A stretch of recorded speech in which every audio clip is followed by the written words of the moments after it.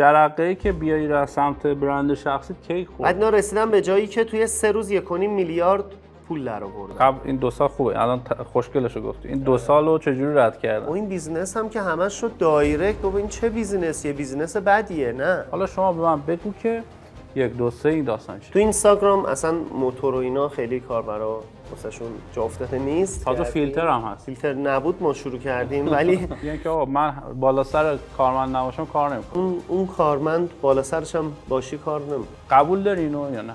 نه. خب این کارو نکن. این دیگه گذشته. و یهو وسطش میبینه که مثلا کلیپ‌های دختر پسری هم جواب میده. میگه خب واسه یه کلیپ دختر پسری هم بذارم. بیزنست عملا دفتر نمیخواد. ولی اینجا هر کی نداشته باشه کسی کاریش نداره. آقا هندونه میخوری چجوری میخوری؟ هندونه کلش که نمی‌کنی تو حلقت که. خدمت عرض کنم سوال آخر چی بود؟ بریم و برگردیم. شما برید استراحت بکنید ولی ما استراحت نمی‌کنیم.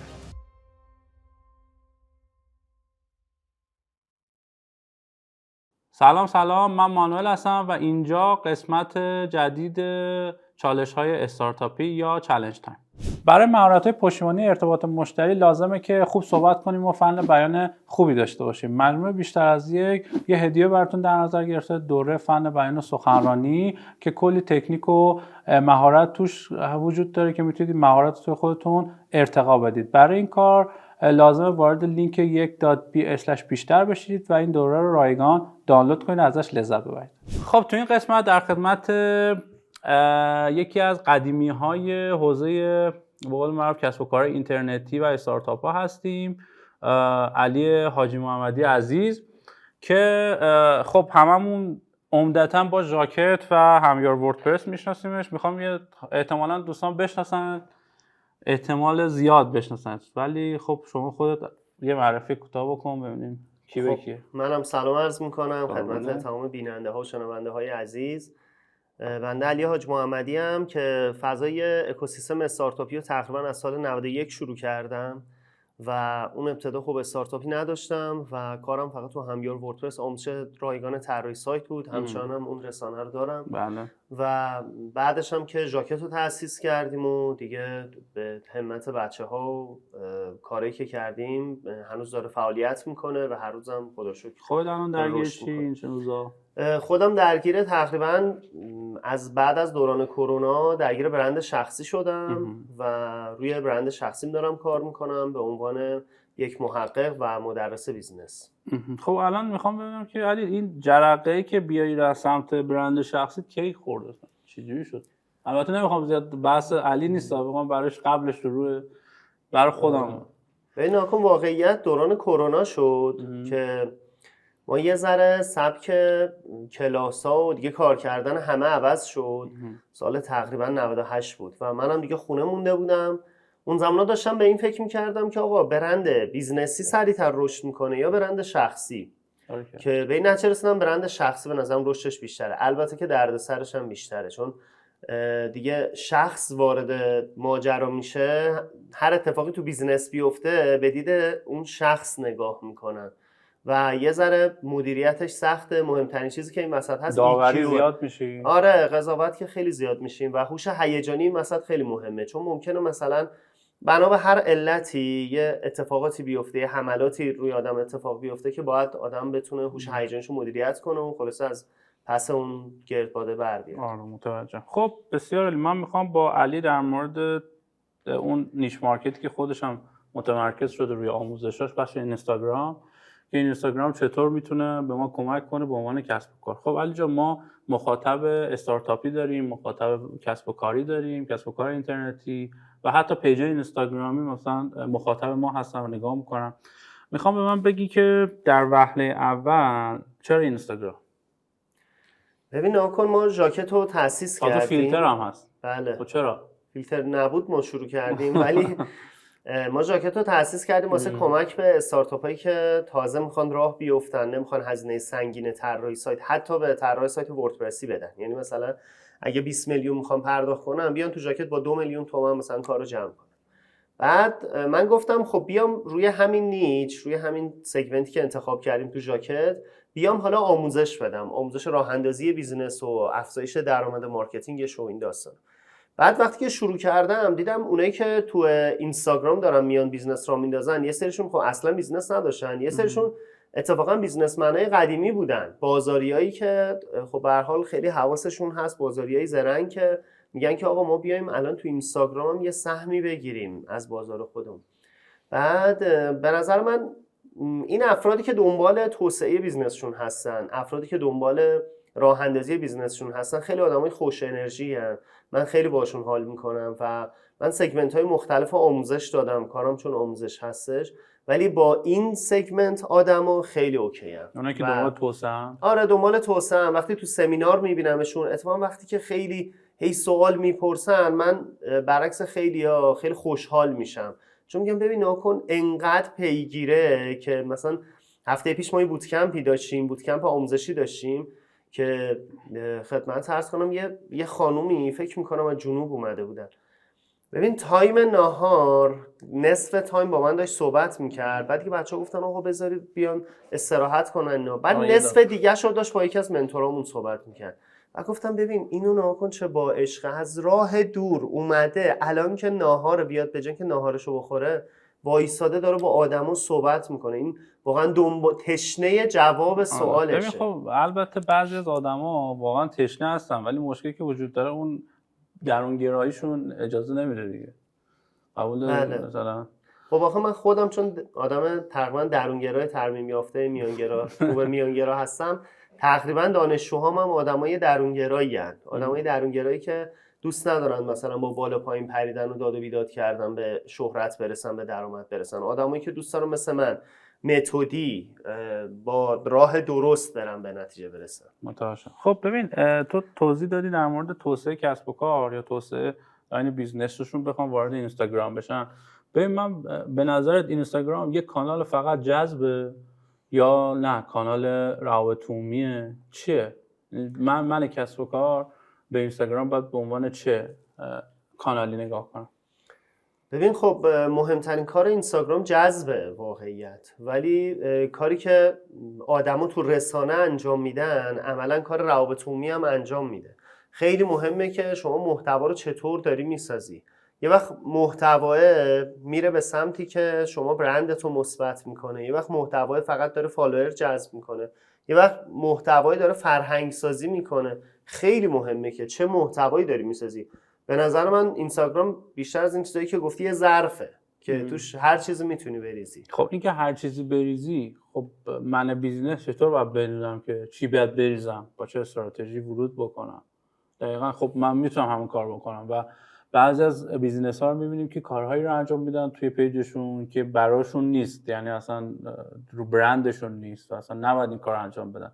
یعنی عملا میخوام بهم بگی که اصلا اینستاگرام به عنوان کانال جذب چه استراتژی محتوایی باید داشته باشه، چه فکری، چه منطقی باید اون پشتش باشه. این که شما میگی یک ظرفه، خب مطمئنا آدما هر کاری میتونن باش بکنن و اینکه شما ببینید چه کاری به دردت میخوره. ببین استراتژی محتوایی بیزنس خیلی ربط داره به اهدافش. نکن یه وقت یه بیزنسی تازه تأسیس شده، خب دوست داره دیده شه، اصطلاحاً اورنسش رو میخواد کار کنه، خب اون دیگه باید بره به سمت محتواهایی درست کنه که هی خودش رو تایید بکنه. یه وقت یه بیزنسی سالها سر کار میکنه، فروشش پایینه، تصمیم گرفته که با اینستاگرام محتوایی درست کنه که فروشش بره بالا. خب باز اون سبک محتوا، اصلا تعداد استوری، تعداد ریلزش، باز اینا با هم دیگه فرق داره. باز یه نفر دیگه هستش که میگه مثلا من روند کاریمو عوض کردم و تو این تغییر روند کاری تو سبک جدید میخوام بیام یه سری محتوای جدید درست کنم، آدما بفهمن که من عوض شدم. اونم باز یه سری محتوا باید درست کنه. واقعیت اینکه دقیقاً هر کی چه محتوایی درست کنه خیلی استراتژی شخصیه. خب و کسی که اشتباه میبینید داره تولید محتوا میکنه، کسی که داره از مسیر برندش خارج میشه، این یا هویت نداره اون بیزنس یا هویتش رو از دست داده یا حواسش به هویت نیست.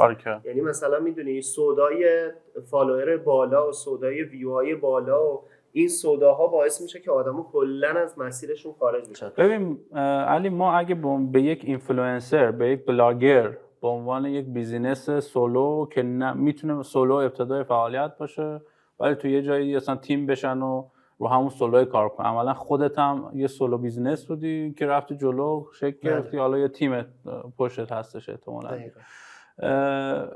از اون شروع بکنیم تا جایی که نه یک بیزنس چند ده هزار نفری میخواد وارد این اینستاگرام بشه.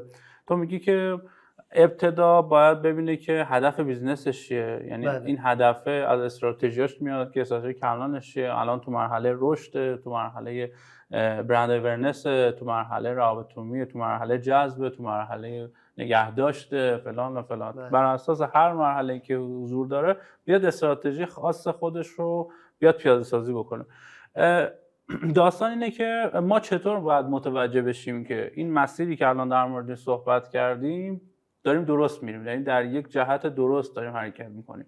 یعنی بگیم که اوکی ما بعد مثلا 1 سال فعالیت تو اینستاگرام به اون هدفی که داشتیم رسیده، یعنی با چه متریکیه، با چه چیزی باید چک کنیم، آیا فالوور زیاده، نمیدونم لایک و ویو زیاده یا نه، مثلا بعد ببینیم اینگیجمنت ریتش رو در بیاریم به چه شکل کلا. ببین نکن یه ذره روند حالا کسب و کارا در قالب استارتاپ و در قالب کسب و کارهایی که تو اینستاگرام پدید میان یه خورده با هم متفاوته. من یادم میاد که تو اکوسیستم استارتاپی کلا می‌خواستی سلام بدیم گفتم بیزنس مدلت کو. خب که مثلا کسی بیزنس مدل نداشت، مثلا یه حداقل 10 صفحه نمی‌نوشت، مثلا شاگرد تنبل اکوسیستم استارتاپی محسوب میشه. ولی تو فضای بیزنس‌های اینستاگرامی اصلا اینجوری نیست. یعنی یکی مثلا یه ایده‌ای، یکی یه محصولی، یه چیز جالبی داشته باشه، حتی اگه ایده‌ای هم نداشته باشه میتونه شروع کنه به محتوا، تولید محتوا، مخاطبش رو جذب کنه، خب بعداً بیاد واسه مخاطبش محصولات و خدمات مختلفی طراحی بکنه. و اینکه بعد از 1 سال ببینه مسیر رو درست رفته یا نه خیلی به خود آدمه بستگی داره. یکی میگه آقا مثلا من تارگتم اینه که تو 1 سال مثلا 30,000 تا فالوور بگیرم، 300 میلیونم پول در بیارم. خب حالا ممکنه 80% 70% اون تارگت رو بزنه، ممکنه هم نزنه. و واسه رسیدن به اون 30,000 تا فالوور، واسه رسیدن به اون 300 میلیون 500 میلیون تومان پوله، باید خط قرمزاش هم مشخص باشه. یعنی مثلا یکی میگه آقا من میخوام فقط موضوعات علمی بگم و فالوور بگیرم و یهو وسطش میبینه که مثلا کلیپای دختر پسری هم جواب میده، میگه خب واسه یه کلیپ دختر پسری هم بذارم. خب نه دیگه، اون دیگه باید خودش پای هویتش وایسه، میدونی؟ و خودش باید حواسش باشه که مثلا جاده خاکی نزنه. و رسیدن به تارگت نه که شما تارگت چی هست و توی چه مدت میخوای بهش برسی و واسش میخوای چه کارهایی انجام بدی. موضوع همینه. خب مثلا من در مورد یک فرد الان بخوام مثال بزنیم، اینکه خب منی که مثلا میخوام بلاگر بشم، هدفم اینه که قاعدتاً یعنی بعد از 1 سال الان چه چیزی باید، میخوام در مورد فقط یه نفر بلاگر صحبت بکنیم. بله. بلاگر بعد از 1 سال در چه موقعیتی قرار گرفته باشه ما میگیم موفق. این بلاگر به نظر من، حالا الان دیگه بلاگرها هم تخصصی شدن دیگه، نمیشه گفت یه بلاگر کلی. اگه منظورت بلاگر لایف استایل، بلاگر مثلا چیه، هر چی هستش توی حوزه، مثلا کسب و کار بگید بلاگر. آره بلاگر مثلا کسب و کار باید ببینه چقدر تاثیرگذاره، یعنی باید ببینید رو چند نفر واقعا میتونه اصطلاحاً اینفلوئنس کنه، یعنی چند نفر رو با کلامش میتونه تحت تاثیر قرار بده. این چه متریکی تو اینستاگرام من برام ببینم چند نفر اینفلوئنس کردم، اینگیج کردم با خودم؟ خب این خیلی بستگی به چیز داره. مثلا یه کال تو اکشن بدی ببینید چند نفر حاضر میشن بیان مثلا ثبت نام کنن، بیان جوین بشن، بیان مشارکت کنن. از روی این میشه تشخیص. اوکی. خب ما میدونیم که اینستاگرام، خب توی صحبتایی که من توی اپیزود مربوط به MVP یه توضیح دادم در موردی که ما میتونیم مینیمم وایبل پروداکت، اون حداقل محصول پذیرفتنی که بتونه ارزشمون رو تو همون ابتدا در کمترین زمان با کمترین تلاش ممکن بتونه ارائه بده، یک ابزارش میشه ابزار اینستاگرام. یعنی شما به جایی که بری آقا مثلا بری حالا پیج وردپرس بزنی، خودش پیج میگم سایت وردپرس زدم یک مرحله سخت‌تر از اینستاگرام دیگه. آسان ترین حالت اینه که شما بری یا کانال تلگرام بزنی یا پیج اینستاگرام بزنی. آسان ترین حالت برای شروع یک بیزنس. که حالا دوستان اگه خواستن چیز اپیزود مربوط به MVP میتونن برن اینجا نگاه بکنن. اما داستان چیه؟ الان شمایی که من استارتاپ، من یک کسب و کار کوچیک، یا اصلا آره دیگه ما در مورد کسب و کار استارتاپ داریم صحبت می‌کنیم، همین الان میخوام MVP رو لانچ بکنم تو اینستاگرام، 1 2 3 من چیه؟ ببین الان من تو مرحله ایدم میخوام برم ببینم بازخورد بگیرم مشتریا، برم توی بازار، یعنی تقریبا میرم تو ارلی ادپتورم، میخوام برم تو بازارم، میخوام برم جواب بگیرم. حالا مثلا اونجا اون ارزشی که دارم ارائه میدم، حالا میخواد مثلا من نمیدونم سایتم ارائه تخصصی، مثلا مقایسه تخصصی، مثلا پیشنهاد نمیدونم یه دونه اسباب بازی به والدینه، مثلا من یک موتور پیشنهادی اسباب، مثلا آدمه اون والدین میاد سن و نمیدونم رفتار و اینا رو میزنه توی سایت من، ایده میزنه و به من بهترین اسباب بازی پیشنهاد داده میشه. حالا همینو من میخوام به جایی که برم توی وردپرس اجرا بکنم یا تو سایت اجرا بکنم، همین میخوام تو اینستاگرام اجرا بکنم. حالا شما به من بگو که 1 2 3 این داستان چیه؟ ناکن شما میگی من یه موتور پیشنهاد دهنده اسباب بازی به والدینم. خب تو اینستاگرام اصلا موتور و اینا خیلی کاربرا واسهشون جا افتاده نیست. شما تولید محتوا میکنید در مورد اینکه چه اسباب بازی واسه چه بچه‌ای خوبه و این اسباب بازی به چه درد میخوره و این داستان. این تولید محتوا. از طریق تولید محتوا مخاطب جذب میکنی. یه ذره تبلیغات هم باید بکنی. یعنی قدم دوم اینه که تبلیغات بکنی، دیده بشی. و قدم سوم اینه که حالا مخاطبا که اومدن تو پیج یه سری اسباب بازی‌ها هم دیدن و شما مثلا شاید ریفرال هم دادی به دیجیکالا یا به جای مختلف که برید اسباب بازیتون رو بخرید. خب قدم سوم اینه که اون موتوره رو بیاری MVP شو تو دایرکت پیاده کنی. خب و الان مثلا خب API میده دیگه دایرکت اینستاگرام، شما میتونی به همون فرم وبسایتت وصلش کنی. آدما تو چت ازش میپرسه که بچه چند سالشه، مثلا میگه 3 سالشه، میگه پسری یا دختر، میگه مثلا دختره، مثلا میگه رنج بودجهتون چقدر فلان، بعد توی دایرکت پیاده کنی و کارو در بیاری. یعنی اصلا شاید اون آدما فکر کنن که شما اصلا نه وبسایتی داری نه برنامه‌نویسی داری نشی، ولی پشتش که ما میدونیم استارتاپه.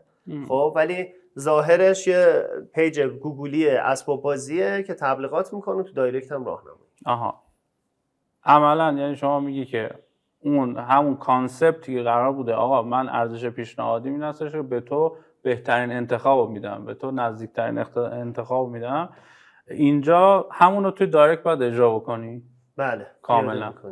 بعد اونجا میتونی کانورت کنی به اینکه آقا برو بخر یا ریفرال کنی، مثلا اینو که میخوای بخری الان لینکش همینه. کامل دیگه برنامه‌نویسی که دقیقاً رو سایت دارید رو میشه تو دایرکت پیاده کرد. شماره‌شون رو میتونید بگیرید، میتونید اکسپورت بگیرید، میتونید وصل کنید سامان پیامک همه چی. خب ببین به نظرت همین تا اینجا خوب اومدیم جلو، الان همینجا اینستاگرام آیا باید تبدیل به وبسایت بشود یا نشود؟ یعنی این مسیره تا یه جایی اومدیم جلو، یه سری یوزر گرفتیم، آدمه اون ارزش پیشنهادی رو همونجا داریم بهش ارائه میدیم و دیدیم که آقا اونام قبولش کردن و تبدیل شده به اینکه آدما یه دلیل دارن که ریتنشن کنن، برگردن و دوباره بیان خرید بکنن. حالا اینو تا کجا باید اینستاگرامش بکنیم و کجا تبدیل به بیزنسش بکنیم، یا اصلا میگی نه الان که داری کار میکنی بذار کار بکنه دیگه؟ ولی نکته اینه که یه چیزی داریم به نام اقتصادپذیری دیگه، به هر حال باید یه چیز بیزنسی بزرگ بشه دیگه. بله. میخوام ببینم تو نظرت چیه به عنوان یک فعال این حوزه؟ ببین اگه بخوام یه حرف کتابی بزنم که همه خوششون بیاد اینه که بله باید بیزنسش کنیم، تیم بسازیم، نمیدونم دفتر بگیریم اینا، ولی واقعیت اینه که بیزنس‌های امروزی خیلیشون واقعا دیگه نیاز به اون تیم به معنای قدیم که بشینن یه جا و کار کنن نداره. خب بیزنس‌های جدید الان تلگرام می‌بینید یه هسته مرکزی 40 نفر داره. آره مثلا حضوری به اندازه پلتفرمش نداره. خب و بیزنس‌های امروزی خیلی حالت هم دورکاری هست، هم کلی ربات هست کمک بکنه، هم کلی پلتفرم هست. واقعیت من شاید قبلا میگفتم که آقا هر پیج اینستاگرام حتما باید یه وبسایت هم داشته باشه، ولی الان میگم نه، میگم وبسایت اگه شما میخوای ارزشی داخلش قرار بدی برو وبسایت بزن. خب ولی اگه قراره مثلا یه دونه فرم باشه، یه لندینگ باشه، خب کلی لندینگ بیلدر خوب داریم، خب کلی فرم ساز خوب داریم، میتونی از اونها استفاده کنی. واقعیت من یه ذره تفکراتم نسبت به راه اندازی بیزنس از قبل تا الان کلا عوض شده. یه نکته من ببین علی جان، یه داستان اینه که ما در مورد پیج اینستاگرامی که داره پول در میاره و نمیدونم کفش میفروشه، نمیدونم عروسک میفروشه، فلان فلان، اینا داره بیزنسشو میکنه، پول در میاره، تیمم نمیخواد، حالا با 4-5 نفر آدم با ابزارهای مختلف داره بیزنسش رو رشد میده فلان، اینجا شاید وبسایت نیاز داره. ما داریم در مورد یک بیزینسی داریم صحبت میکنیم که ابتدا اومده یک کاری رو تست کنه تو اینستاگرام، ببین آقا جواب گرفته یا جواب نگرفته. تو مرحله بعدی خب من اینجا یه سری به قول معروف یه سری متریک میخوام، یه سری شاخص میخوام داشته باشم که فردا به ازاش یا حالا رشد بیشتری رو تجربه کنم یا اینوستور بگیرم، جذب سرمایه بکنم، یا بتونم حالا اپلای کنم برای جای دیگه. قاعدتا شما مثلا میخوای بری نمیدونم استارتاپ ویزا اپلای بکنی، پیج اینستاگرام بدی، اونا عملا اون کیسه براشون مهم نمیشه. ولی یک وبسایتی، یک به قول معروف یک شکل و شمایل درستی باشه. حالا چرا اصلا میگیم وبسایت؟ این خب وبسایت شما میتونی نمیدونم 1000 تا داستان توش پیاده سازی بکنی. بحث ریتارگتینگ و ریمارکتینگ این آدما هست. شما میتونی ورودی مستقیم از گوگل بگیری و کلا اونجا میتونی یه سری بازی مختلف ایجاد بکنی که آدما برگردن کارهای دیگه بکنن توش. عملا داریم در مورد این بیزنس این شکلی داریم صحبت می‌کنیم. در مورد اون بیزنسی که داره به هر حال داره کار میکنه، بیزنس چند نفری هستش، حرف تو رو من قبول دارم. ولی اینکه آقا از یه جای بعد دیگه نیاز داره یه اتفاق بیفته، اتفاق جدی‌تری بیفته. قبول داری اینو یا نه؟ نه. خب واقعیت اینه که من حس میکنم یه محدودیتی هست که واسه کسایی مثل شما که کهنه‌کار حوزه بیزنس هستن، اینکه ما حتما باید یه وبسایت داشته باشیم، یه سر و شکلی داشته باشیم، یه آدرسی داشته باشیم، در صورتی که بیزنس‌های جدید واقعا اینو نمیخوان. نکن من وقتی بخوام یه پیج اینستاگرام دارم که 1 میلیون فالوور داره، فکر کن اصلا فردا پیج بسته شه. خب من میخوام واسه استارتاپ ویزای کانادا هم اقدام کنم. خب نمیگم که من یه پیج 1 میلیونی داشتم که بسته شده، میگم من یه استارتاپی داشتم که تحت سوشال مدیا کاربر میگرفته و تا حالا 200,000 تا هم کاربر گرفته، 1 میلیون هم فالوور داشت که پیج بسته شده. الان شما بزنید اسم منو نیست، خب ولی 200,000 تا کاربر فعال داشتم و تونستم این تراکنش مالی رو بسازم. نکن این هاست از که اون کاربرای فعال شما اطلاعات داری الان؟ آره دیگه، الان دیگه تو دایرکت اینستاگرام دیگه واقعا مثل پلتفرم شده. شما شماره هاشون رو میگیرید، این دیتابیس ذخیره میکنه، خودش حتی میشه پشت صحنه بهشون SMS بزنه، خودشون خدمات بده. حالا مرحله بعدی اگه واقعا نیاز کاربرا تحت اینستاگرام همین بستری که الان هست فراهم نشد، اوکی نشد، اوکی حالا ما اپلیکیشن میزنیم، سایت میزنیم.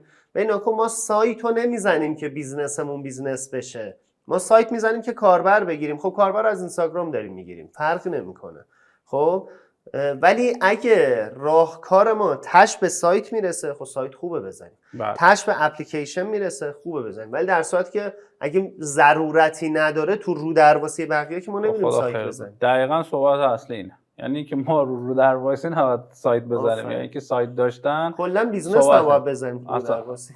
دقیقاً. بحث اینه که وقتی که داری پول در میاری، مشکلت هم تو اینستاگرام داره حل میشه یا تو تلگرام داره حل میشه، عملاً دیگه نیازی نداری که تو بری رو بیزنس رو سایت داشتن نکته دیگه‌ای بهت نمیده. اما تو مرحله که آقا یک بخشی از مشکل دیگه تو اینستاگرام حل نمیشه، یعنی تو باید نیاز داری که در سایت یا اپلیکیشن ادامه داستان داشته باشی.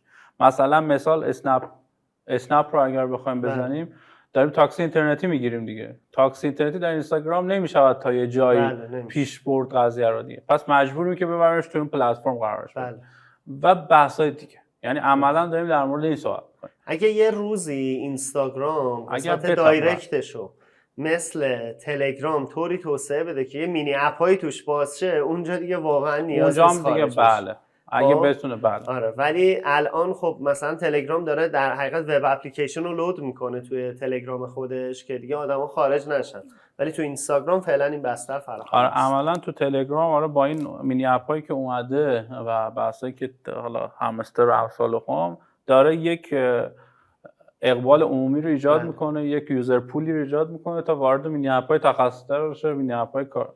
عملا ما یه سری رباتایی داریم می‌بینیم که کار عملکردش داره به اندازه یک وبسایت کار میکنه. من یه چیزی بهت بگم مانوئل جان و تمام بیننده ها و شنونده های عزیز، من اینجا حالا وای نستادم مثلا از اینستاگرام دفاع کنم. اینستاگرام منم نه سهام دارشم نه چیز، من یه یوزر معمولی تو اینستاگرامم. موضوع من میدونی چیه؟ موضوع اصطلاحاً یا فتوای کلامم این نیستش که توی اینستاگرام باشیم. من اصل صحبتم اینه که بیزنس رو الکی کشش ندیم تو سطح، الکی بزرگش نکنیم. آفرین. یه بیزنس تو یه نقطه میتونه عمیق بشه برسه به نفت. خب ولی یه بیزینس میتونه 1000 تا سر و شاخه داشته باشه، هیچ ارزشی هم خلق نکنه. من میگم اون تو سطح توسعه دادن انرژی آدمو میگیره. میگم سطح رو ول کنیم، رو یه دونه یه چنل یه رسانه بچسبیم، عمیق قشنگ یوزر جذب. دقیقاً من تو این سمینارم همین اتفاق افتاد دیگه. اون زمانی که ما می‌خواستیم وبینار رو توسعه بدیم، به رو وبینار متمرکز شده بودیم، گفت آقا رویداد چیه که تو می‌خوای رو وبینارش کار بکنی. اون موقع که حالا چیز شد. بعد الان هم که تو این 1-2 سال اخیر اومدیم متمرکز شدیم روی اینکه جذب لید بکنیم به کمک وبینار. این عمیق شدن رو دارم به عینه می‌بینم. یعنی حالا آقا ما متمرکز شدیم یه چیزی و تخصص داریم روش کار می‌کنیم و نیاز آدم‌ها رو داریم حل می‌کنیم. عملا ما نیازی به دیگه مارکتینگ نداریم. آدم واقعا هر کسی که دنبال لیده میتونه بیاد پیش ما. بله. این خیلی نکته جالبی که من همه به بچه‌ها میگم که خودت هم فکر کنم با هم نظریم، این هستش که آقا بیزنس عملا دفتر نمیخواد. مثلا نیروی عجیب و غریب نمیخواد. همه نیرو بیان مثلا 20 نفر بشینن توی، مثلا 100 نفر، 20 نفر، 2000 نفر بشینن توی، دیگه گذشته این. ما الان میتونیم مثلا ریموت دیگه کلی آدم داشته باشیم، کلی تالنت میتونی داشته باشی، با هزینه معقول‌تر این آدم بگیری. به هر حال لطف کردی به جامعه، رفت و برگشتش رو کم کردی، آلودگی رو کمتر کردی. همین اعصاب این که 2 ساعت فقط تو رفت و برگشت برید چی باشه. عملا ما مثلا توی سمینار همین می‌دونیم الان ریموتیم کامل، یعنی ما حدود 30 نفر آدم، 25-30 نفریم و کاملا ریموتیم. میخوام به من بگی که در مورد این بیشتر صحبت کنید، تجربه‌تو به من بگی. اینکه آقا پیج اینستاگرامی، بله پیج اینستاگرامیه، ولی پشتش یک فرایندی میخواد. قاعدتا برای اینکه من بخوام رشد بکنم فرایند میخوام. برای اینکه به هر حال من الان دارم 10 تا مشتری رو جواب میدم، 100 تا مشتری رو جواب میدم، این بشه 1000 تا، 2000 تا، 2 میلیون تا. چیکار باید بکنم؟ مرحله به مرحله. به نظرت کجا، تو چه مرحله‌ای من باید بزرگ باشم، تو چه مرحله به چی نیاز دارم؟ و مرحله آقا من الان اول کارم کم کم پیج اینستاگرام داره شکل میگیره، یوزر دارم میگیرم. از یه جای بعد که گذشته اومدم توی این مرحله که یواش یواش داره رشد میکنم. این رشد کجای کار، چه مایلستونایی وجود داره توی این رشد که من باید ببینم اوکی اینجا باید آیا واقعا دفتر بگیرم نگیرم، کاربر کارمند زیاد کنم نکنم، نمیدونم توسعه بدم ندونم. اصلا بحث فرآیندسازی چیه؟ من میدونم خودت 2-3 تا ویدیو فکر کنم از خود دیده بودم در مورد فرآیندسازی تو بیزنس و اینا. یه توضیح من بدید. خدمت عرض کنم یه روزی زن و شوهری اومدن دفتر من و صحبت میکردن. جفتشون تو اینستاگرام فعال بودن. فکر میکنم یکیشون 200,000 تا، یکی 100,000 تا فالوور داشت و میگفتن رو هم ما 7 میلیون تومان بیشتر پول در نمیاریم. بعد گفتش که نه فالوورش هم فکر نبود. بعد گفتش که به نظرت من کاری میتونم بکنم مثلا که پول در بیارم؟ بعد کمکشون، بعد یه پروژه کوچینگشون رو به عهده گرفتم. با اینکه پول نداشتن گفتم اوکی طلب من بعداً بهم بده. بعد اینا رسیدم به جایی که توی 3 روز 1.5 میلیارد پول در آوردن بعد 2 سال. و این 2 سال اول قبل این 2 سال خوبه، الان خوشگلشو گفتی. این 2 سالو چجوری رد کردن؟ خب ببین محصولات مختلفی درست کردیم. نه نمیخوام جزئیات بگم. آقا این 2 سال زمان زیادیه برای تاب‌آوری، برای اینکه من بخوام دووم بیارم تا برسم به این 1 میلیاردی که گفتی. به هر حال این زمانو گذاشتم. میخوام بگم بعد 2 سال که به اون 3 روز 1.5 میلیارد رسیدن، خدمت عرض کنم دفتر نگرفتن. یعنی ما هر جوری فکر کردیم دیدیم که اینا دفتر لازم ندارن. میتونی تیم داشتیم، یعنی ادمینای مختلف واسش گذاشتیم، تیم هم داشتن و دیگه مجبور بودیم که تیم بسازیم از یه جای بعد واسه پاسخگویی و این داستانا. بعد همین برگردیم این مجبور بودی بگو کجاش مجبور بودی؟ یعنی مایلستونی یهو حجم مثلا سوال توی پشتیبانی میره بالا، بعد شما به عنوان ساب بیزینس الان باید به فکر محتوات باشی، به فکر تبلیغاتت باشی، به فکر ربات داره اینستاگرام. خب نه، ربات که یه سری جوابای کلیشه‌ای فعلا پاسخ میده. دایرکت مثلا با هوش مصنوعی هم هستش، ولی بازم اون جوابی که ما مد نظرمونه رو هنوز نتونستیم ازش در بیاریم. خب پس برای دایرکت نیاز داره به ازای هر زیاد شدن دایرکت ما مجبوریم فعلا ادمین اضافه کنیم. آره فعلا ادمین داشته باشیم. شاید یه روز این رباته که بره بین دایرکت خودش یاد بگیره به وجود بیاد، خیلی جوری مثلا تو فارسی بشه. آره مثلا تو فارسی الان هستش جایی که با هوش مصنوعی پاسخ بده به فارسی، ولی جوابای درست درمونی نمیده، انگار از ما یاد نگرفته. بعد خدمت عرض کنم که نیاز به دفتر نداشت و بعد 2 سال هم هر چی فکر کردیم دیدیم باز هم نیاز نداره. به نظر من دفتر کار یه چیز خیلی پرهزینه‌ایه که وقتی باید تأسیس کنیم که قرار باشه با همدیگه یه کاری انجام بدیم. و که اگه قراره به صورت جدا جدا کار کنیم، جزیره‌ای کار کنیم، هم فکری جلسه چیزی نباشه، مثلا اول اینکه جلسه هم آنلاین هم میشه، ولی هم فکری چیزی نباشه بهتره که جدا جدا باشه. الان من مثلا واسه یه سری از بیزنسام دفتر دارم و بگم 80% افراد حضوری توش کار میکنن، شاید 20% دور کار و غیر حضوری باشن، و واسه یه سری استارتاپ ها و یه سری بیزنس ها اصلا دفتر ندارم. خب ببین حالا در مورد بحث دفتر، زمانی که خب شما ارباب رجوع دارید، زمانی که حدی شورومی نیاز داری، غالبا دفتر میخوای دیگه. بله. بعد ببینی آقا اصلا نیاز اگر داری بعد دفتر بگیری. یعنی برای این نیست که آقا این چیزی بعدی که شکل گرفته اینا که میگن که آقا من بالا سر کارمند نباشم کار نمیکنم. نه دیگه، اون کارمند بالا سرش هم باشی کار نمیکنه. دقیقاً. یعنی عملا خودت اذیت میکنی. یعنی تازه داری یه کار میکنی که در روز 2 ساعت تا 3 ساعتش هم درگیر رفت و برگشت باشه. دقیقاً. هم خودت درگیری هم کارمند هستی. دقیقاً. خب حالا ما در مورد دورکاری صحبت نکنیم اپیزود، ولی رفتیم جلو. بارکلا، دست در کن، خیلی عالی.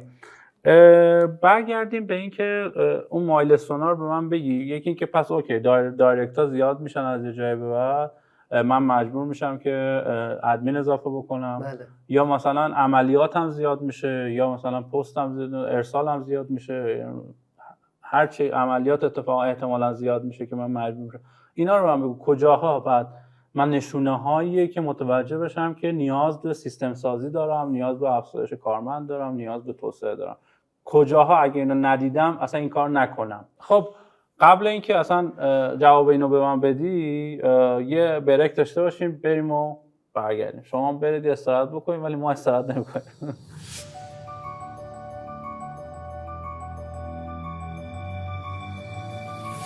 خب خوش برگشتید. امیدوارم که بخش اول به درتون خورده باشه. در خدمت علی عزیز هستیم.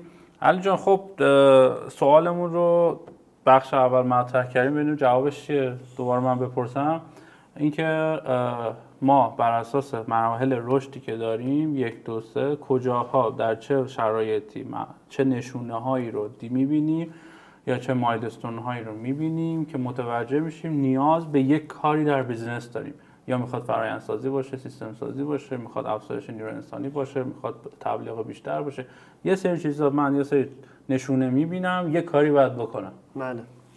ببین ناکن، باز اون خیلی بستگی به خودتون داره. خب میدونید اگه شما دنبال این هستید که بیزینستون رو توسعه بدید، خب یه جای دیگه وقت نمی‌کنید که برید دونه دونه دایرکت جواب بدید. به اونی که بیزنس میزنه دنبال رشد دیگه. بله. اونی که تو اینستاگرام یه کاری داره میکنه دنبال پول بیشتر. میدونم این مقدار اون پوله، مقدار شهرتی که دلش میخواد، مقدار احترامی که از بقیه بگیره، خیلی بستگی به خودش داره. این که مثلا ظرف ذهنیش، این دلش چقدره واسه این قضیه. خب آره ببین این خوب یا بد داره. یعنی من میگم اوه من الان به 500 میلیون رسیدم راضیم.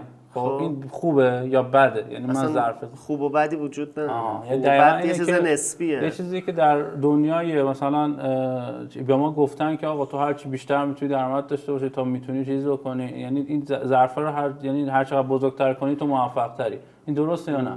نه. بستگی به خود داره. نمیگی بده یا خوبه.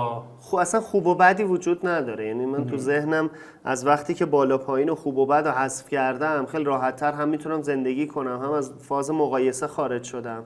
دیگه درگیر این چیزا نیستم.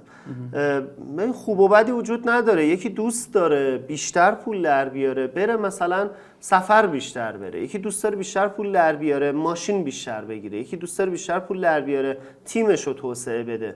ولی همه اینا الزاما به معنای موفقیت نیست. هر کدومش هرچی بیشتر به هر حال مسئولیت بیشتری هم داره دیگه. ولی شما وقتی ببینی که داری مرتب محتوا درست میکنی، فالوور کم میگیری، اونجا تبلیغات باید به کار بیفته. میبینی دایرکتا خیلی زیاد شده و نمیرسی پاسخ بدی، خب باید ادمین پاسخگو اضافه کنی. یعنی هر چی جلوتر میری سیگناله دیگه معلومه. مگه اینکه دیگه اون فرد ذهنیت مثلا لوزر داشته باشه، ذهنیتش خراب باشه، بگه با این بیزنس هم که همش شد دایرکت، بابا این چه بیزنسیه، بیزنس بدیه. نه، بیزنس بدی نیست. تو اتفاقا خدا بهت رو کرده، ملت دارن بهت دایرکت میدن، الان باید ادمین پاسخگو بیاری بهت پاسخ بدن. همینجا یه استاپ. مثلا من دیدم شنیدم اینو داری میگه آقا دایرکت هست و دایرکت الکیه، یعنی دایرکت نمیخوان، خریدار نیستن. این یعنی چی؟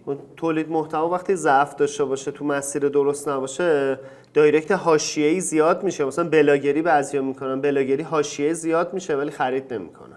وقتی دیگه مثلا چرا بلاگرها خیلی جواب دایرکت نمیدن؟ وقتی اینکه دایرکت همه حاشیه‌ایه، چه باحال بود، چرا اونو نخرید، چرا این کار نکرد، دیگه اینا رو معمولا پاسخ نمیدن دیگه، چون اونا بیزنسی نیست، تجاری نیست. ولی ببین به هر حال هر کسی که یک مرحله اومده توی دایرکت مشتری نیست، شاید مثلا نمیتونی با وارد یه فرآیندیش بکنی که نهایتا به پول تبدیل بشه، یعنی باهاش کیر بشی، باهاش ادامه بدی یه جایی تا یه جایی. الزاماً نه. خب یعنی بعضیا خب هستن و مشتری میشن و خریدار میشن، بعضیا چجوری باید بفهمیم؟ یعنی بعضیا با کی باید ادامه بدیم، با کی نباید ادامه؟ یه سری محتواها، یه سری استوری و ریلزها در مورد بحث تجاری مونه، بحث کاری مونه. ببینیم کیا رو اون ریاکشن میدن. اونایی که ریاکشن دادن چرا؟ اونا پتانسیل دارن حتی اگه یه سوال بپرسن. پس ما تو اینستاگرام یه ویژگی فکر کنم فلگ کردن داره، درسته؟ بله. مثلا خوبه که فلگش رو می‌کنیم. اینا رو لید می‌کنیم دیگه. بله. بسیار عالی. خوبه. خیلی خوب. اوکی، حالا برگردیم به اول داستانمون. اینکه یک سوال خیلی سختیه میدونم، ولی ببینیم چجوری میتونیم پیش ببریم. اینکه آقا من ابتدای داستانم هیچی، صفر جغرافی، صفر هیچی، چیکار بکنم برای اینکه بیام وارد دنیای اینستاگرام بشم و یک کسب و کار در اینستاگرام داشته باشم؟ اول باید تولید محتوا رو یاد بگیرید. یعنی یاد بگیرید چطوری پست درست کنید، چطوری استوری بذارید و یه پیج بزنید. هر ایده‌ای که به ذهنتون میرسه، هدفتون رو مشخص کردید، هر ایده‌ای که به ذهنتون میرسه رو بذارید و تولید محتوا کنید. اول اینه. و البته که خب باید هدفم مشخص باشه دیگه. کیفیت باید داشته باشه یا محتوا داشته باشه، به چی باید توجه کنم؟ همینجوری نکنیم کلا محتواهای موفقه که دو چیز رو منتقل کنه، یکی اطلاعات، یکی احساسات. خب باید یکی از اینا رو حداقل منتقل بکنه. شما تو هر حوزه‌ای که میخواید کار کنید، یعنی حالا میگه صفر نمیدونم، یعنی اصلا هدفم نداره یه نفر یا هدفشو داره؟ نه مثلا میخواد آقا مثلا بیاد فروش کفش را بندازه. آره آفرین، فروش کفش داشته باشه، این هدف اولیه‌شه، ولی فقط همینو داره، اشکال نداره. ولی ناکن مثلا تو زمینه هر کفشی که میخواد باز تخصصی وارد بشه، مثلا میگه آقا کتونی، خب میگه کتونی‌ها این مدل‌ها رو داره، اینجوریه، اینا رو بخرید، اینا اصله، اینا فیکه. تو اون زمینه تولید محتوا کنه، کم کم مخاطبا میان ازش خرید میکنن و یعنی اعتماد سازی کنه. بله. خب بعد محتوا تولید کرد، اعتماد سازی کرد دیگه، کم کم فالوور هم جذب میشه. از کجا باید بیزنسی بشه؟ یعنی از کجا بگی اوکی الان بیا بخرید؟ خب دیگه مثلا یه تعدادی فالوور بگیره، دایرکتا بره به اون سمت که آقا از کجا بخریم، چه جوری بخریم اینا. این کم کم میاد اعلام میکنه که آقا چون شما خیلی واقعا پرسیده بودید، من یه جایی پیدا کردم که این کفشایی که توضیح میدم و به سلامتتون کمک میکنه رو مثلا اینجا میفروشه، یا به شیک بودنتون کمک میکنه رو اینجا میفروشه. خب اینجا یه مرحله که خودش میدونه چیکار کنه. حالا یه مرحله بیام عقب، نمیدونه میخواد چیکار کنه، بره ترندا رو تو اینستاگرام در بیاره، یا چجوری بدونه که چیکار کنه در اینستاگرام؟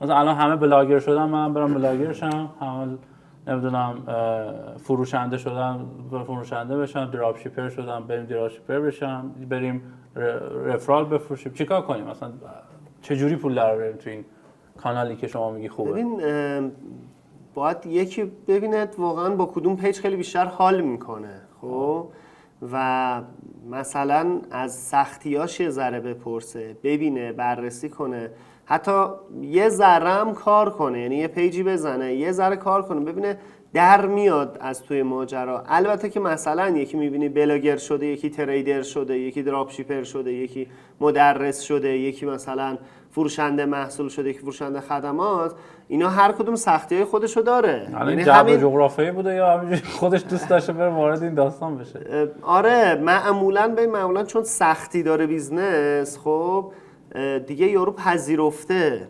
ما در ظاهر میبینیم بلاگر کاری نمیکنه، گوشیو گرفته دستش، عکس میذاره، استوری میذاره، فلان میکنه. در صورتی که واقعا کار ساده ای نیست، یعنی هر کاری سختی‌های خودشو داره. و به نظر من آدما باید تجربه کنن. حالا من خودم شخصا واقعیت وارد چه بیزینسی میشم، تو بیزینسی که خیلی پول هزینه میکنم، هی میرم مثلا خرید میکنم، حس میکنم اون بیزینس رو دوست دارم. وقتی میبینم انقدر دارم هزینه میکنم، اولویت هم شده، دارم پولایی که باید جای دیگه خرج کنم خرج میکنم. مثلا دارم خرج مثلا قهوه میکنم، خرج ورزش میکنم، خرج ماشین میکنم، خرج فلان میکنم، میبینم اون بیزینس رو دوست دارم، پس میتونم واردش بشم. یعنی پس اولی ببینید که با چی حال میکنی، چه حاضری خرج کنی، هر چی داری خرج میکنی، بعد یواشاش برید اون بازی دیگه، بعد تست بکنید ببینید یکم بری جلو، کجا باید ناامید بشی، کجا باید امیدوار بشی. یعنی مثلا من 1 سال دارم تولید محتوا میکنم، به این جایی نمیرسم، تبلیغام کردم، هزینه‌ام کردم، ولی به جایی نرسیدم، اون چیزی که مد نظرم بوده نرسیده. آیا کجا باید به مرحله میرسم که اوکی برم روی شاخه بعدی، یا نه اینو یه مشکل دیگه باید داشته باشه، باید برگردم اینو ببینم کجاش مشکل داره. ببین نمیشه واقعا، من ندید نمیتونم باگ یکی رو بگم و واسه این یه نسخه عمومی بپیچم. این خیلی بستگی داره، باید بره مثلا با یک مشاوری که تو این زمینه هست، مشاوری که تو حوزه اینستاگرام هست یا تو حوزه بیزنس هست صحبت کنه، چون ممکنه که کارش جواب بده، داره بعد تولید محتوا میکنه. مثلا تو حوزه میکاپ هی داره میکاپ های ضعیف انجام میده، خب دیده نمیشه. بعد میاد از من میپرسه، میگه آقا مثلا من حس میکنم حوزه میکاپ جواب نیست. میگم در صورتی که جواب هست، تو داری بعد برای تو جواب نیست. آره خب حالا بخوایم بدون مشاور مشکلش رو حل بکنیم، میدونم خیلی با کیس بعد صحبت بشه و اینا، ولی نمیدونم یه چیزی بگو. باید بره تو حوزه کاری خودش ببینه اصلا نمونه موفق داره یا نداره. خب اگه داشت پس اون مسیر درسته، این باید محتواشو درست کنه. اگه هیچ نمونه موفقی هم نداشت دیگه کارش سخته دیگه. به نظر من نمونه موفق برای هر چیزی هست، وجود داره دیگه، نمیتونیم بگیم نیست. خب حالا یا خارجی یا ایرانی دیگه میشه بره پیدا کنه. حالا اینکه من اوکی نمونه موفق رو پیدا کردم، تولید محتوا فهمیدم چیه، من بخوام فقط از اون رول مدلم کپی کنم خوبه یا نه؟ واسه اولش خوبه ولی واسه در ادامه نه. واسه اولش مثلا کپی میکنن آدما، ولی دیگه بعد از یه مدت باید بگیری چیه کار، باید میدونی بفهمی اصل کار چیه. مثلا میدونی یه وقت میگی آقا بازی تخت نرد من میخوام بازی کنم، من میخوام رو دست تو بازی کنم، اوکیه، میگم باشه اوکی. ولی بعدش دیگه تو میفهمی بازی تخت نرد بازی استراتژی انتخاب جایگاهه در لحظه است. آفرین، دیگه کپی نمی‌کنی، دیگه فهمیدی ماجرا چیه، خودت دیگه پیش میری. حالا شروع ماجرا با کپی کردن از یکی دیگه اشکال نداره، ولی در ادامه دیگه باید تو رنگ و رخ اختصاصی خودتو بگیری. درسته. دوستان من این گوشی که نگاه میکنم سوالاتم توش، فکر نکنید گوشی بازی میکنم، یکی دو نفر فیدبک داده بودن، من کاملا صدا با مهمونمون هستم، فقط سوالا اینجا دارم میبینه، این سوالا اینجا هست، سوالا رو دارم چک میکنم. عرضم حضور شما که خب ما یه الان بریم وارد چالشی بشیم با هم. چالشی که شما ابتدای صحبتت این چیزی گفتی، دست گذاشتی رو ردلاین من، رو خط قرمز من، گفتم اوکی بچه خوبی هستی، بذار تا اینجا بیایم جلو. من گفتی بیزنس مدل. عرضم حضور شما که ما اگه بیزنس مدل نمی داشتیم بچه به قول معروف تنبل کلاس بودیم. من فکر میکنم ببین ما در مورد بیزنس مدل وقتی صحبت میکنیم در مورد منطق کسب و کار داریم صحبت میکنیم. مشتریت که مشکلش چیه، چرا باید به من توجه کنه، ارزش پیشنهادی من چیه، راه حل من چیه، کانال من چیه، درآمد من چیه. در مورد این بوم نابی که حالا قبلا تو کانال خیلی صحبتش کردیم، این میشه منطق کسب و کار تو. اون بلاگر هم این منطقه کسب و کار رو داره. آقا من چه سگمنتی رو دارم توجه میکنم، چی باید بهش بدم به من توجه بکنه، چه مشکلی دارم حل میکنم، چجوری باید پول در بیارم. این میشه منطقه کسب و کار.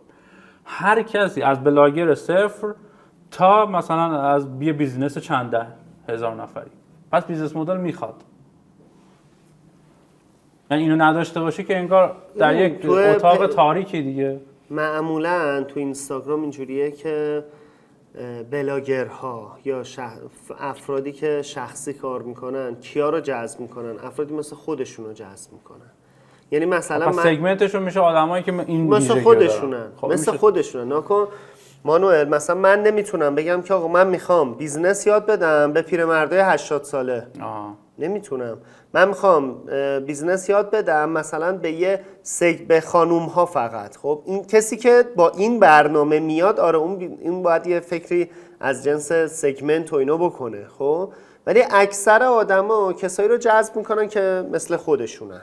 یعنی مثلا اگه من اینجوری برنامه‌ریزی کنم که والدینی که بچه مثلا 3 تا 6 ساله رو میخوام جذب کنم، آره من اصلا بیزینسی وارد اینستاگرام شدم. وقتی بیزینسی وارد میشم، حالا سگمنت رو بدونم، پروداکت رو بدونم، این داستانا رو بدونم، خوبه. ببین تو حساب بکن که آقا هندونه میخوری چجوری میخوره هندونه بسیاری داره حال داشته باشم، پوستش رو میکنم حال نشه باشم. یعنی کلش رو که نمیکنی تو حلقت که قاچ میکنی، یه قاچ رو برمیداری یواشاش بقیه رو میخوره دیگه. درسته ما وقتی که وارد اینستاگرام میشی خودت هم داری میگی من با چی حال میکنم، با چی نه فلان اینا. پس اینجا دارم یه چیزی رو انتخاب میکنم برای شروع. بله. نمیگم من روی مس مارکت میخوام و همه اینستاگرام بخوام در نظر بگیرم. بله. هر کسی میگه آقا من پس از علم شروع میکنم، یه پیج رو اتفاقا چند روزی من دارم دنبال میکنم، رشد خیلی خوبی هم داشته، عجیب غریبی هم بوده، میاد در مورد علمی همه چیز رو توضیح میده. یه بنده خدای موفرفری اسمش هم یادم. آره اون مثلا میاد صحبت میکنه و فلان اینا، از علم شروع کرده و آدمایی که خب داره این علم توجه میکنن باز میان دنبالش میشن. ابتدا اونایی که علمی بودن اومدن، یعنی سگمنت علمو گرفته، بعد یکم سگمنت بالاتری اومده گرفته، آدمای بیشتر و یواش یواش کل آدما. یعنی خب ما بخوایم برای همه اینستاگرام، برای همه مخاطبان اینستاگرام بیایم تولید محتوا بکنیم خب نمیتونیم. پس اینجا منظور اینه که از یک جایی ورود بکنیم. تو مثلا میخوای بری قلعه رو بگیری، از در ورودی که وارد نمیشه که میکشنت همونجا بخوای حمله کنی بری. اب یه جای کوچیک شروع میکنی ورود میشی. بعد ما داریم در مورد میگیم آقا اینستاگرام یه دریای بزرگه، تو میتونی برای همه تولید محتوا بکنی؟ نه برای همه نمیشه. ناکو مانوئل تو میای مثلا فردا یه پیجی میزنی، خب مثلا در مورد تجارت بین‌الملل صحبت می‌خوای بکنی، خب بعد تو پیش خودت میگی آقا من در مورد تجارت بین‌الملل صحبت میکنم، هر کی از این موضوع خوشش اومد منو فالو کنه. حالا ممکنه دختر باشه، ممکنه پسر باشه، ممکنه نوجوان باشه، ممکنه مرد 60 ساله 70 ساله باشه. پس ما میگیم که در سگمنتیشن شاید سن، جنسیت، نمیدونم اینا دیگه قدیمی شده. شما دارید میگی آقا بر اساس رفتار اصلا بیا سگمنت کن. بر اساس موضوع بیا در سگمنت کن. بله.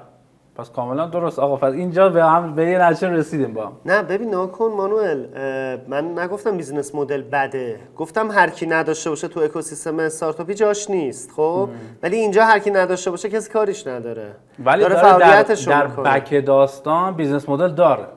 یعنی اینکه نیومده بکشه اینو، به هر حال یه ساختاری آدما ذهنشون داره باهاش محتوا درست میکنن. خب دیگه یه منطقی داره دیگه. آره. و حالا شما اون منطق رو بعدا میاری رو بیزینس مدل میگه اوکی من برای پس این کارو دارم انجام میدم عملا. بله. خب یعنی تو باید ببینی که آقا این سگمنت چه مشکلی داره، چجوری باید حلش بکنید. یه نظمی میرسه کار. نظم باید داشته باشه. نمیتونه که اینجوری علالای بره تو بیزینس بگه اوکی من هر جا رسیدم. نمیگم که آقا صفر نه سختی که تو میگی، نه مثلا آقا حتما باید این پیدا کنم و فلان. باید تو داری میفهمی که آقا من تو این حوزه نیاز هست، این نیاز رو چجوری باید حل کنم، چی باید به اون مخاطبم بدم که به من توجه بکنن دیگه. دقیقاً. مهم اینه که آقا یه نفر آقا لخ شدن رو میده، یه نفر نه مثلا فان میده، یکی مثلا این میشه اون ارزش پیشنهادی که داریم در موردش صحبت می‌کنیم. یه دلیلی داره همین چیز دیگه. تو دنیا همین. بیشتر می‌خوای توضیح بدی نه اوکی. اوکی شدی الان. پس به این نتیجه رسیدیم که بیزنس مدل می‌خوایم ولی نکته اینه که روش زیاد گیر نکنیم. بله. بحث اینه که بر اساسش بیایم یه سری چیزای برسیم. خب اینقدر صحبت کردیم که اینستاگرام خوبه، فلان همه چی خوبه و فلان همه چی. می‌خوایم در مورد این بگیم آقا یه سری کسب و کار داریم در دنیای وب، همونجوری که آقا من از اینستاگرام عقب نیفتم یا مثلا این کانالی که از دست دادم. کسب و کار، آیا همه کسب و کارها بعد وارد اینستاگرام بشن؟ الان یه بیزینس شکل گرفته داره رو وبسایتش میفروشه، تو تلگرامش داره میفروشه و فلان. همه باید وارد اینستاگرام بشن یا نه یه سری اصلا دلیلی نداره وارد شن؟ ببینید اگه شما بیزنستون تلگرام خوب داره، وبسایت خوب داره و بنده کافی یوزر دارید و همینا رو دارید ساپورت میکنید، از همینا هم دارید تغذیه میشید، نه نیازی نیست. ولی اگه دنبال به حال آدمای بیشتر، لید بیشتر، مشتری بیشتر هستی، داره این فضا مناسب. ببین مثلا من تولیدی قطعات ماشینالات سنگین کارخونه‌ای دارم. بله. با وارد اینستاگرام بشم. بله. چه جوری و از کجا؟ تولید محتوا واسه اون مخاطب باید انجام اون از کجا باید پیدا کنم؟ هیچی، شما تولید محتوا رو انجام میدی، خود اینستاگرام به دستشون میرسونه. یعنی خودش میرسونه به اون آدم. البته که میشه شما مثلا به هر حال اونی که بیزنس فروشنده قطعات ماشین سنگین هستش، به هر حال اونم اینستاگرام داره، احتمالاً اون حتی پیج هم داره، خب احتمالاً 4 تا مجله ماشین هم فالو میکنه دیگه، به اون مجله ماشین رو میشه تبلیغ داد. یعنی بعد ببینه که اون سگمنت، اون مخاطب هدفش کجاست، پیج مشابه پیدا کنه. دقیقاً. میگی که اینستاگرام بهش کمک میکنه به دیده شدن. دقیقاً. چه تولید محتوایی با بکنه؟ در مورد مثال همین، بیا اینو در مورد صحبت کنیم. من صاحب یک بیزنس چیزا تولید شما به عنوان صاحب یه بیزنس خب میخوای یه سری محصولاتی رو بفروشی، حالا چه خودت بیای جلوی دوربین، چه ادمین، چه کارمندت، هر کی، شما باید نشون بدی که این کاره ای. خب یک، نشون بدی این کاره ای، و دو، نشون بدی که دلسوز آدما هستی. نکن مرحله اول تو دلسوزی الکی بکنی، مثلا میگن بابا تو آخه چیز نمیدونی که حالا دلسوز منم میخوای باشی، ولی وقتی ببینم نه یه نفر بلد این کار منو، خب و الان دلسوزه، میشه فرد تاثیرگذار، و فرد تاثیرگذاری که شدید میتونید این کارو، میتونید هر چیزی رو بفروشید. ولی نکن شما اون کارخونه قطعات فلان رو داری، ماشینای سنگین رو داری، خب و میخوای بفروشی، شما اول میگی قطعات رو توضیح میدی، میگی آقا این قطعه رو میبینید، این چیزی که تو بازار به شما میدن، این قطعه‌ایه که ما داریم میسازیم، چرا انقدر اصرار میکنیم اینو بگیرید به جای این؟ نکنید یه چکش روی میزنم، یه چکش روی میزنم، ببین این خورده خمیر شد، این هنوز سر پاست، پس شما تو جاده که داری میری اینجوری میشه. خب خواهش میکنم اگه از منم نمیخرید، از کسی بگیرید که این مقاومت رو داشته باشه. یعنی اول نشون بدی این کاره، یعنی من میدونم توی اینا چیه اگه تو داری ظاهرش رو میبینی. دو، من دلسوز شمام، حتی اگه از منم نمیخرید از یکی بگیرید که این استاندارد رو داشته باشه، این مثلا آلیاژ رو استفاده کرده باشه. باید اینجوری تولید محتوا کنیم و محتواها میدونی باید به آدما حس اینکه ما یه چیزی به دست آوردیم که کسی نمیدونه، این حس باید به آدما دست بده. اون ارزشی که داری بهش میدی بعد یه چیزی بگیری، یه دلیلی داشته باشه پیج شما رو دنبال بکنه. بله. این خیلی مهمه. ببین مثلا ما پیج کسب و کاری دیدیم که فقط معرفی وسایلش رو گذاشته، نمیدونم چیز کرده و هیچ تولید محتوای خلاقانه خاصی نداره و این خب قاعدتا جواب نمیگیره دیگه، از یه جای به بعد دیگه بره و میبینه که نمیتونه کار بکنه. خب میخوام دیگه کم کم صحبتمون رو تمام بکنیم. ایده تولید محتوا گفتی که خب برن رول مدلشون رو پیدا بکنن، برن حالا اون بهترینای اون حوزهشون رو پیدا کنن، چجوری داره تولید میکنن، از ابتدا یه مقدار کپی بکنن، بعد یواش یواش بتونن خودشون ایجاد محتوا بکنن و فلان و فلان. توی این بحث تولید محتوا چیزی مونده که نگفته باشی که آقا مثلا تولید محتوا خلاقانه چجوری شکل میگیره، ایده تولید محتوا از کجا باید بیاد، با چه مسیری باید پیش بریم؟ و سوال آخرم که اگه یاد بمونه اینکه بر اساس ترند بعد پیش بریم یا نه؟ ببین نکن مانوئل جان، تولید محتوا یه مهارتیه که حالا احتمالاً شنونده ها و بیننده های عزیز خودشون هم بهتر در جریانن که مفصله و باید آدم روش کار کنن. ولی من همیشه گفتم محتوا، شما اصلا میخوای بگی آقا بیا این لیوانو از من بخر، همینو میخوای تو 5 ثانیه بگی، خب این باید یه قلابی داشته باشه، یه کال تو اکشنی داشته باشه، قلابه جذابیتی ایجاد بکنی که قلاب کلامی و تصویری باشه طوری که آدمون ببینن و کال تو اکشن طوری واسهشون جذاب باشه که بیان بخرن. خب تولید محتوا اصول خاص خودشو داره. من اگه میخوام این ماگو بفروشم، فردا میخوام بیافتم تو این بیزنسی که ماگ بفروشم، باید سرچ کنم ماگو توی اینستاگرام، برم تب ریلز ببینم که چه محتواهای آدمو ساختن، به چیا اشاره کردن، یا انگلیسیشو سرچ کنم بررسی کنم، خب تا ببینم که بهترین محتوا که میتونم بسازم چیه تو این حوزه. و خدمت عرض کنم سوال آخر چی بود؟ ببین من کسب و کاری، من بیزینسی، ما داریم در مورد بیزینس ها و کسب و کارا صحبت می‌کنیم فعلا تو این پیج. حالا سعی کردیم در مورد بلاگر و شخص و اینها صحبت کنیم، ولی کلا هدفمون در مورد اوناست. هر ترندی رو استفاده بکنیم. ما هر ترندی رو استفاده بکنیم یا نکنیم. مثلا این هستش چی کرد، میخواست چی بکنه، چی کرد، چی بود، مش بکنه، چیکار کنه، دکلوره کنه، دکلوره کرد، ما هر کی رو داریم میبینیم یکی اونجا میپره پایین میگه دکلوره کرد. اینو باید ترند رو بریم یا نریم آخه؟ ببین هر ترند محتوایی نه، خب ولی هر ترند جامعه‌ای رو میتونیم بریم. یعنی چی؟ این دو تا مثلا آره ترند محتوایی یه سبکی مد میشه، یهو میپره این سه تا کارو نکن، این فلان کارو بکن، مثلا اینجوری. آره مثلا این ترندا چون تموم میشه خیلی نخنما میشه. الان مثلا دیدی تو خود با یه تأخیری خندیدی، چرا؟ چون این واسه مثلا 3 ماه پیش برای 3 ماه پیش تازه یادم اومد که این کارو نکن. این دیگه گذشته دیگه. دقیقاً این نخنما میشه، حیفه. ترندهای جامعه مثلا آقا رئیس جمهور میاد، جام جهانی میشه، المپیکه، نمیدونم همستر میاد. این ترندها پتانسیل داره، ترندهای بلند مدت ها پتانسیل استفاده داره و پتانسیل بازدهی گرفتن توی بره زمان کوتاهو داره. پس من بعد حالا اینکه آقا مثلا اوکی ترندهای جامعه، مثلا اینکه ورزش، سیاست، نمیدونم ایکس ایگرگ، آیا باید سنخیتی با برند من داشته باشه؟ بله باید مرتبط باشه. یعنی به زور نچپونمش ارتباط. آره به زور که نچپونیم بهتره، نچپونیم تو هم بهتره. فقط یه چیزی که هست کلا مانوئل تو میتونی انتخاب کنی هیچ وقت از ترندها استفاده نکنی، خب ولی خیلی سخت بری بالا، خب میتونی از ترندها استفاده کنی و سری بری بالا. ترند سواری دیگه بهش میگن. ترند سواری مثل اسب سواریه، مسیری که پیاده میخوای بری شاید نیم ساعته، با اسب بری مثلا شاید 10 دقیقه بشه. به عنوان سوال آخر که دیگه صحبتون رو تمام بکنیم، البته با علی میشه ساعت‌ها صحبت کرد، ولی حالا این سوال آخر بپرسیم. آقا من روی ترندی سوار شدم، خب یا یکی از ویدیوهام رفت روی اکسپلور، بله مثلا میلیونی شد اصلا، درست. بعدش چی؟ اینا یه پیک اینجوری شد، بله بعد دوباره اومد اینجا، درست. حالا نمیاد اینجا میاد مثلا، بعدش من چیکار بکنم الان؟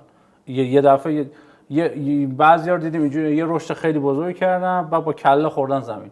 چه اتفاقی میفته؟ ما شاید یه سری آدمایی اومدن که مثل قبلی‌ها نیستند، یعنی اونا نیستن، یه چیز جدیدی شدن اصلا، یه فرمیشن جدیدی پیدا کرده بیزینس ما، یعنی اون مخاطبان ما. چیکار بکنیم الان اینجا بعد اون صعوده؟ بله چی میشه؟ ببین کن ما یه منطقی رو تو تولید محتوای تو اینستاگرام رعایت میکنیم، اینکه هر روز ریلز بذاریم، هر روز، و از بین این روزها یه روزش ممکنه 10 میلیون ویو بگیره، یه روز ممکنه 10,000 تا ویو بگیره، خب ولی ما منطقمون اینه که رها نکنیم، ادامه بدیم.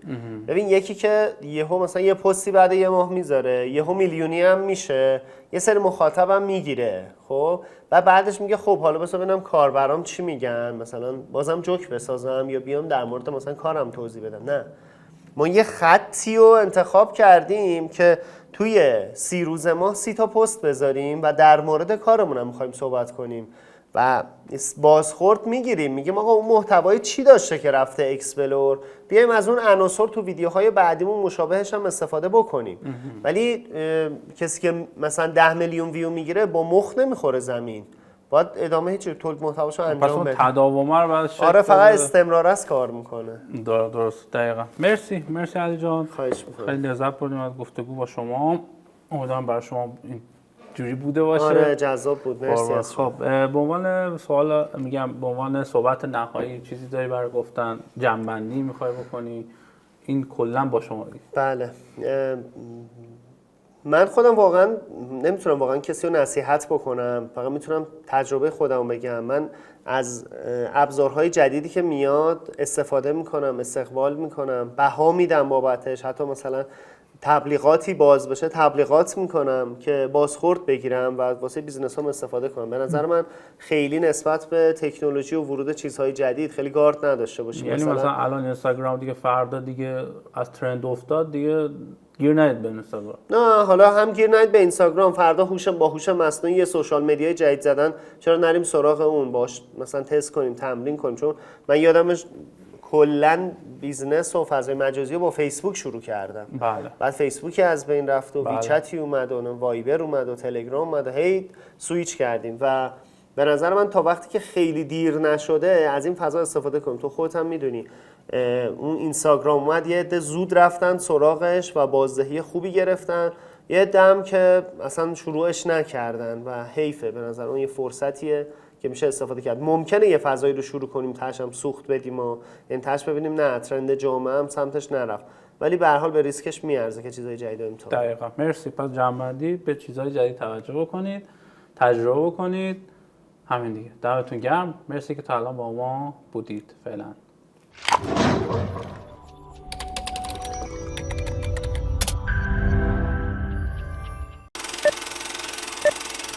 آقا سلام علیکم، وقت شما بخیر. امیدوارم که خوب و خوش و خندون باشید. من مانوئل هستم و اینجا قسمت ششم فصل دوم.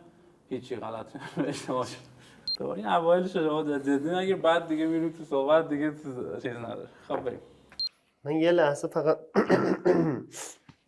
آره ببخشید که صدا میخوره گرفته. ببین ناکن بذار یه دقیقه. خب برو. ببخشید. خب یه دقیقه. بذار من همینجا بهت بگم. چی گفتم؟